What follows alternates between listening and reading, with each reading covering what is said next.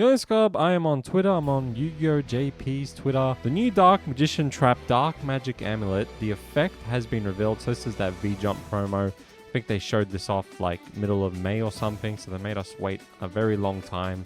But the effect has finally been revealed. They made this tweet 47 minutes ago. Usually they tweet around 1 p.m. for me when they have news like this. And I was waiting for it, but I was playing Mario Kart World and I just lost track of time. I didn't know it was like 1:47 p.m. Well, 1:48 p.m. now. And yeah, so I went on my phone and I saw that they made this tweet about the trap card. So I don't know what it does yet. I have no idea. I just, because I said I was going to react to the effect when I made this video. Alright, so yep, Black Magic Talisman. But yeah, we're gonna call it Dark Magic Amulet. Yeah, it looks like it has a long effect.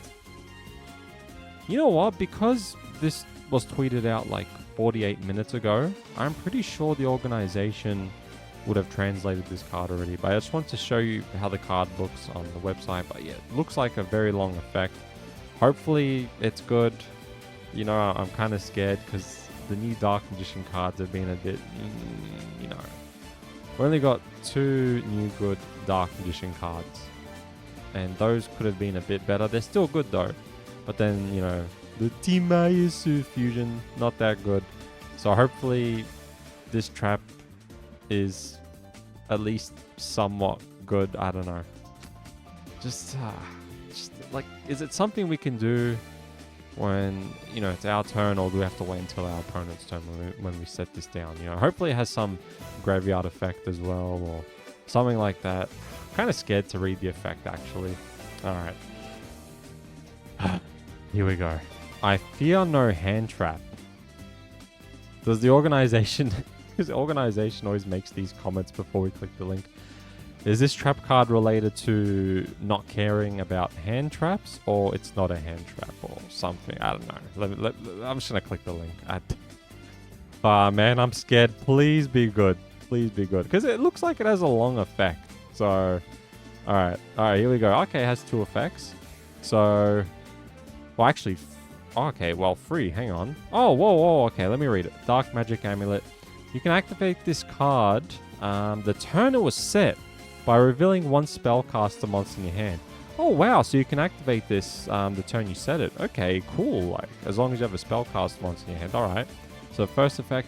When a monster effect is activated in response to the activation of a card that mentions Dark Magician or its effect, you can negate that effect, and if you do, for the rest of this turn, the activated effects of monsters with the same original names are negated. With the same original name are negated. Oh my god, so that's what the organization means. So for example, if your opponent wanted to use like Ash Blossom on Soul Servant, you can just activate this trap card by revealing 1 Dark Magician, 1 spellcaster monster in your hand. And yeah, and that will negate Ash Blossom. And wow, okay. And the second effect, if you special summon Dark Magician while this card is in your graveyard, you can pay 2,500 life points, set this card. So, if, you know, wow, so you can pretty much keep doing this then, right? Because it doesn't say once per turn. And if you were to set this down and then you use Soul Servant, for example, like let's just pretend you have Dark Magician on the field or graveyard, use Soul Servant, your opponent uses Ash Blossom, you activate this trap card by revealing 1 spellcaster monster in your hand, you negate that hand trap, Ash Blossom, and then if you somehow summon Dark Magician during that turn, you can pay 2,500 life points and set it back to your field. Oh my god, and you can pretty much keep doing it. So if your opponent wants to use the PSY hand trap, you could just negate that with this. Oh my god. So yeah, it's monster hand trap. So, oh, Effect Veiler. Oh my god. Effect Veiler, Ash Blossom, PSY. Oh my god. Now, of course, Infinite Permanence, you know, Infinite Permanence won't be affected by this. And I guess, I mean, like, yeah, because I mean, like, you know, it doesn't stop Infinite Permanence because it only stops monster hand traps in response to, yeah, one of your Dark Magician cards. Yeah, this is really good. This is a very good trap card. All right. Yeah, this is good. This pretty much makes your Dark Magician, like, your Dark Magician play not as interrupted, which is good. Yeah, you start with this, and alright, because you know Dark Magician of Destruction, your opponent will want to negate Dark Magician of Destruction. They'll use Ash Blossom, Effect Veiler, other cards like that, and then you can just activate this by revealing what? A spellcaster. Dude, this is a good trap card. Finally, a good new Dark Magician card.